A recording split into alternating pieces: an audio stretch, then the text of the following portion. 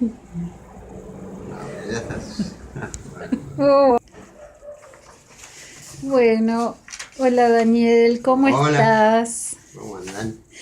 Bueno, contanos un poquito de qué hongos nos vas a hablar hoy. Bueno, obviamente seguimos en este reino fúngico y hoy vamos a hablar de una variedad que se denomina Pleurotus.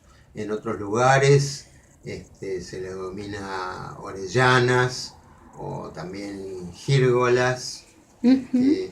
Es un hongo fundamentalmente de cultivo.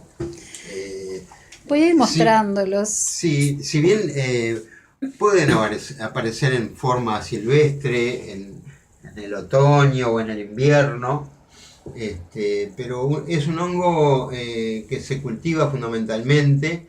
Es un hongo del tipo saprófito, se nutre en este caso de la paja, pero bueno, se podría utilizar acerrín o se podría utilizar algún tipo de grano.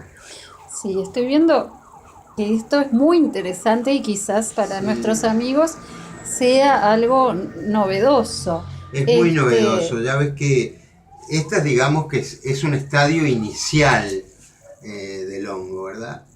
Y ya vemos cómo va fructificando en diferentes lugares. Es un proceso a veces que es bastante engorroso, esto del cultivo. Se utilizan bolsas y es una combinación de paja con micelio de pleurosis. Eso te iba a preguntar, ¿de qué manera lograste este cultivo? A ver, contanos un poco qué es el micelio. Veo que por aquí sobre la mesa tenés algo que también es novedoso, al menos para mí. Sí, acá se produjo micelio sobre trigo. ¿Mm? Ahí vemos esas zonas blanquecinas que aparecen, es micelio que se está formando. Y luego ese micelio, con ese trigo hifado, se coloca en las bolsas, en los laterales de las bolsas. Se van colocando capas de paja y capas de micelio. En total son 7 capas de cada uno.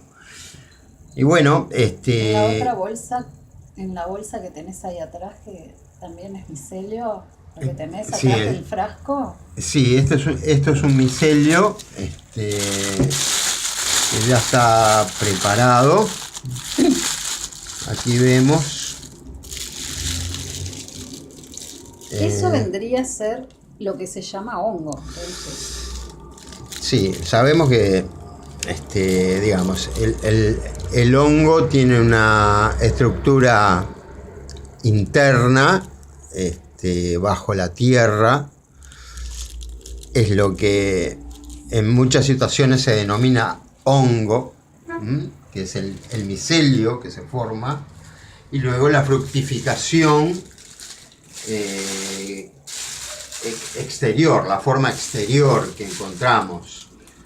Desde la época de los romanos, estamos hablando de muchos siglos para atrás, ellos ya hablaban de hongo a esa estructura bajo tierra y hablaban de setas a la fructificación que luego se veía. Ellos lo llamaban fungus y boletus, ¿no? Fungus era el hongo, es el hongo, ¿va? Y boletus, zeta en latín. Claro, boletus, que luego después con el tiempo el término boletus se designó para una especie de hongos de pino que se le llamó Boletus luteus o Boletus granulatus. De la que ya nos has Ya hablado hemos hablado en otros en otros videos. videos. Sí, es verdad. Leí que, a ver, que los hongos se pueden clasificar de acuerdo a su forma de alimentación. ¿A qué clase pertenecen estos pleurotus de los Sí, que nos estos hablas? son hongos saprófitos. Se nutren de una materia orgánica muerta. En este caso, En este caso es paja, ¿verdad? Después vamos a hablar un poquito de cómo se sucede este fenómeno. Pero después tenemos los hongos parásitos, como puede ser el hongo pollo, que surge del propio tronco de un pino, por ejemplo, y que terminan con la muerte del árbol. Y después están los hongos que también ya hemos hablado en otros videos, los hongos micorrízicos. Son aquellos que forman asociación con los árboles, ya sea con los eucaliptus, en el caso de Gymnopilus spectabilis, o de los boletus, que son los hongos típicos de los pinos. Y acá estoy filmando estos que son unos botoncitos. Claro, este es el primer estadio, ¿no? Son esas ramificaciones con esos pequeños botones grisáceos, pero que en pocos días, a veces 2 días o 3 días, se transforman en algo maravilloso. Son como flores que surgen de allí, y realmente es admirable. Provoca mucha emoción verlos. Es verdad. Y dime, son buenos para comer, ni que hablar. Son excelentes. Es un hongo que tiene muy buenas propiedades para consumirlos. Bueno, ya hemos hablado también de eso, de la forma de consumirlos, ¿no? Pero es un hongo que queda muy bien en ensaladas o queda muy bien en un sartén con aceite. Es un hongo muy rico, muy apetecible. ¿El sabor es fuerte como el de los boletus? Sí, quizás no tan marcado. Es un hongo que sí, que le aporta mucho a la comida que se va a preparar. Pero, digamos, los hongos boletos, por ejemplo, los hongos de pino, se clasifican en eso que se denomina sabor umami o saben umami, que son esos gustos tan particulares y propios que no se asemejan a nada y que los diferencia de todo. Fueron los japoneses que introdujeron el término umami, y el término umami se le aplica a variedades de maíz o a variedades de salmón o en fin, son esos sabores increíbles que pueden llegar a provocar la emoción de la persona por lo diferente. Cada cultura tendría sus alimentos con sabor umami. Exactamente, nosotros tenemos los propios también. Para nosotros el asado es un sabor umami. Es típico y que no se parece a nada. El gusto ahumado, digamos. Claro, es el gusto ahumado. Y los hongos, boletus sobre todo. Y decime, Daniel, ¿cuánto tardan en alcanzar el tamaño adecuado para cosechar estos Bueno, pleurotus? ya lo dije, a veces es cuestión de esta etapa en la que está el hongo en este momento a la etapa de cosecha, pueden pasar a veces 48, 72 horas. Ajá. Y ya están prontos para cosecharlos. De esta bolsa quizás se puedan lograr alrededor de 5 cosechas, porque esa bolsa se va aturronando, ese es el término, es cuando el micelio ya se ha apoderado prácticamente de toda la paja. La bolsa queda blanca, se endurece, y llega un momento que ya no tienen sustrato para nutrirse, ya no hay más paja, entonces ahí hay que pensar en otro cultivo. ¿De qué modo favoreces el crecimiento de esta seta? Claro, tiene que haber condiciones de humedad y de temperatura. Claro, estamos ahora entrando en el invierno, por lo tanto estas bolsas hay que mimarlas, hay que protegerlas. Hay que abrigarlas por la noche, muchas veces con una manta se pueden cubrir, y durante el día deben recibir buena luz, entre 8 a 12 horas de luz. Son condiciones fundamentales para el desarrollo de este hongo. Y las condiciones de humedad, muchas veces si esa paja se seca, se le hacen unos cortes en la parte superior por donde se vierte un agua tibia y luego esos cortes se tapan con algodón.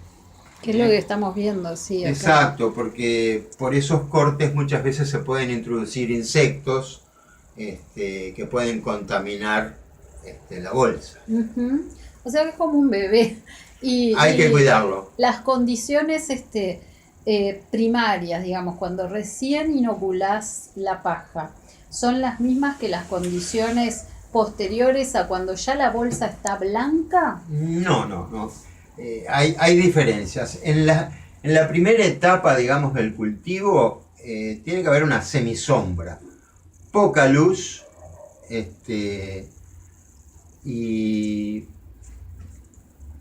bueno, y luego esas condiciones cambian cuando ya el cultivo progresa, digamos, ¿no? Por eso en una primera etapa, una semisombra, en una segunda etapa, abundante luz Y aire. durante el día y buena aireación. Exacto. Y calor necesitan, digamos que ese periodo primario es como un periodo de incubación, ¿no? Claro, es la incubación. Tenés que generar las condiciones para que el hongo colonice el sustrato. Sí. Ahí está. Decime, Daniel, para finalizar, ¿cómo te definirías? Bueno, fundamentalmente, yo tengo que decir que soy un aficionado a este tema. Por supuesto que tengo o he tenido mis maestros. Hay que pensar que en el Uruguay hubo una persona que fue el señor Rodolfo Talichi, que ya en el año 1934 había publicado su primer libro, que es un manual excelente y que se lo recomiendo a todo aquel que quiera introducirse en este mundo, que es fascinante este mundo. ¿Has hecho cursos? Claro, he hecho cursos, no abundan los cursos en el Uruguay, pero bueno, siempre se aprende mucho de la experiencia de otras personas, y hay que estar atento a ese tipo de exposiciones cuando se dan, ¿no? Veo que tenés bibliografía sobre la mesa. Sí, soy un apasionado de este tema y soy de comprar libros y leer. Así que... Me gustaría que te definieras con un par de términos. Sí, bueno, podría decir que también soy un micófilo, o sea, un amante de este tema de los hongos, un estudioso, digo, me encanta el tema. Y después micófago porque los consumo, porque me encanta prepararlos y los disfruto mucho. Bueno, Así Daniel. que bueno, creo que con esto ya es suficiente información y que a todo el mundo le va a venir bien. Bueno, te agradecemos mucho y a los amigos que siguen este canal los invitamos a mirar otros videos en donde Daniel nos habla de hongos silvestres, como los de eucalipto, los boletus y los lactarius, están muy interesantes. Además estamos en época de recolección, así que los dirigimos a esos videos que están muy interesantes. Y bueno, desde ya muchas gracias por mirar este material y nos despedimos. Quizás antes de despedirnos, yo quisiera decir que no es necesario una gran infraestructura para cultivar estos hongos. Acá estamos en una terraza de un edificio, de un apartamento. Y aquí es donde se están desarrollando estos hongos. O sea que cualquiera lo podría hacer, cualquiera que tenga un pequeño espacio y mucho amor por el tema. Así que, bueno, Daniel, muchas gracias y los dejamos, amigos, con esta imagen linda de estos botoncitos recién nacidos. Hasta el próximo video.